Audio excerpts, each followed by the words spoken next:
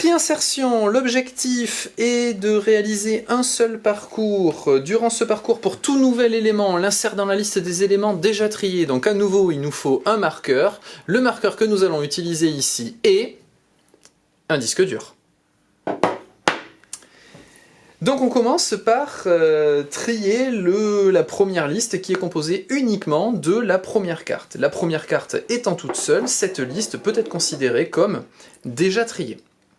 Donc on agrandit la liste, maintenant on passe à l'élément suivant, on considère l'élément suivant, on le met de côté cet élément suivant et on va devoir l'insérer parmi la liste des éléments déjà triés. Donc pour insérer ce nouvel élément, on va décaler les éléments jusqu'à pouvoir le placer en bonne position. Donc là on commence uniquement avec l'élément numéro 4, 2 étant plus petit que 4, il faut décaler l'élément 4. Il n'y a plus d'éléments dans la liste, donc à ce moment-là on peut insérer l'élément 2 en bonne position. Cette sous-liste est triée, donc on continue en considérant l'élément suivant. On considère donc du coup la sous-liste 2, 4, 5. Cette liste est déjà triée, donc on n'a rien à faire. On continue, on considère l'élément suivant. C'est pas bien, la carte elle a bougé.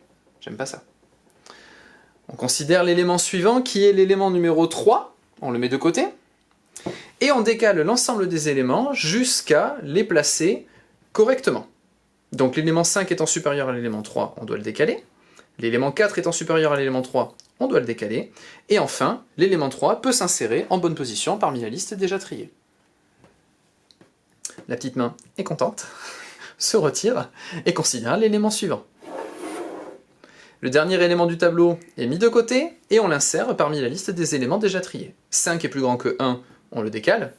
4 est plus grand que 1, on le décale. 3 est plus grand que 1, on le décale, 2 est plus grand que 1, on le décale. Finalement, on vient insérer 1 en bonne position. Et le tableau est correctement trié.